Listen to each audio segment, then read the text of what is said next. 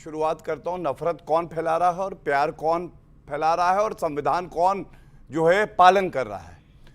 3 बड़े मुद्दे पिछले एक हफ्ता में आए, सप्ताह में, जो बड़े हैं और मैं बड़े मुद्दों पे बता रहा हूं। पहला, आपने जनसंख्या नियंत्रण पे कहा। जो लोग ये कहते हैं कि भैया देखो बच्चे पैदा करते रहो, ये तो अल्लाह की देन है, इनका पालन पोषण तो सरकार करेगी, ये कौन कहता है? मैं बता रहा हूं। शफीकुर रहमान बर्क, समाजवादी पार्टी के सांसद, स्वर्गीय इज्जत से।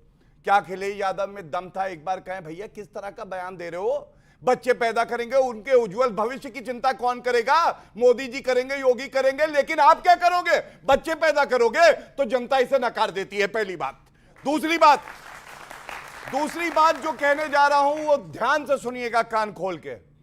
संविधान हाथ में पकड़ने से संविधान के अंदर क्या लिखा है ये नहीं पता चलता है। और चाहे वो राहुल गांधी हो और चाहे वो अखिलेश यादव हो, इन्होंने संविधान कभी पढ़ा ही नहीं, ये तो कुरान पढ़ रहे हैं क्योंकि तुष्टीकरण की राजनीति करनी है। मुझे आप बताइए अमीर जी, मेरी तरफ देखिए।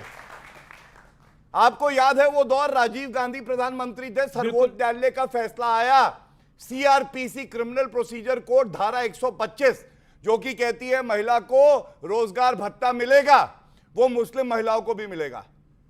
पलट दिया वो फैसला कानून लाके राजीव गांधी ने। और उसके बाद सबसे बड़ी बात है, सर्वोच्च न्यायालय का एक और फैसला आया अभी 10 दिन पहले, उसमें कहा मुस्लिम महिलाओं को भत्ता मिलना चाहिए।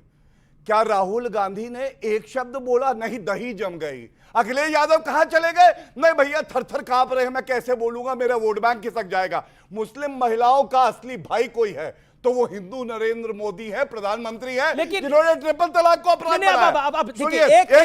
आपने बोला मुसलमान महिलाओं का कोई भाईजान है तो वो मोदी भाईजान है, आपने बोला। लेकिन ये पीछे तस्वीर चल रही है शुभेंदु अधिकारी की, ये कहते हैं कि ये सबका साथ और सबका विकास की दुकान करो बंद। और फिर जब इनको पकड़ा गया तो उन्होंने बोला देखिए मैंने तो बोल दिया था, ये मेरा निजी विचार है। नरेंद्र मोदी जी ने कहा है सबका साथ, सबका विकास, सबका विश्वास, सबका प्रयास, और हम लोग इसी नारे पे चलेंगे। शुभेंदु अधिकारी का बयान आया और उन्होंने कहा कि मोदी जी की ये सोच है, यही हमारी सोच है, गलत हो तो जो कहे हार जाऊं। अब मैं एक बात कह के अपनी बात को विराम दूंगा। तीसरा मुद्दा जो उठा रहा था, बाल विवाह का। आपको मालूम है ये जो संविधान उठा के चलते हैं, ये राहुल गांधी पढ़ नहीं पाए संविधान। अखिलेश यादव को संविधान से कोई लेना देना नहीं है। हमारा संविधान कहता है कि लिंग के आधार पे कोई भेदभाव नहीं होगा, पॉक्सो का कानून है। 18 साल से छोटी बच्ची के साथ चाहे कंसेंट भी हो, अगर कोई रिश्ता बनाएगा जिस्मानी तो उसको अपराध माना जाता है। आप मुझे बताइए, 18 साल से कम उम्र की जो हमारी बहनें हैं वो गर्भवती हो जाती हैं, और जब हम कानून लाते हैं कि ऐसा नहीं होना चाहिए, उनको पढ़ाई में होनी चाहिए, तो ये लोग आ जाते हैं अल्लाह ने कहा है बच्चे पैदा करो। अल्लाह ने ये नहीं कहा।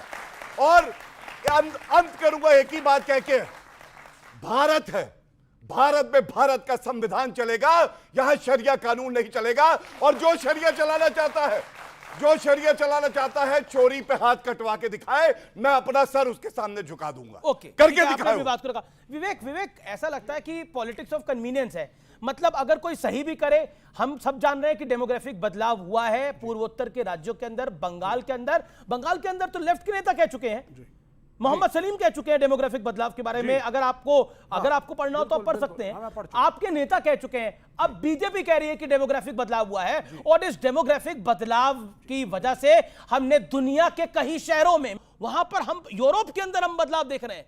क्या आप चाहते हैं उस तरह का बदलाव भारत में हो? नहीं, देखिए बदलाव का क्या मतलब है? क्या हमें यह कहना चाहिए कि अगर एक पर्टिकुलर धर्म की आबादी बढ़ेगी तो ठीक है, दूसरे धर्म की आबादी इसी देश में बढ़ेगी तो गलत है? क्या हम ये कहना चाहते हैं? नहीं, हमारा संविधान कहता है कि सारे धर्म एक बराबर हैं, सारी जातियां एक बराबर हैं। पहली चीज, हेमंता विश्व शर्मा क्या कह रहे हैं? एक सेकंड, सॉरी सर, इंटरवीन करो, मैं करता नहीं हूं।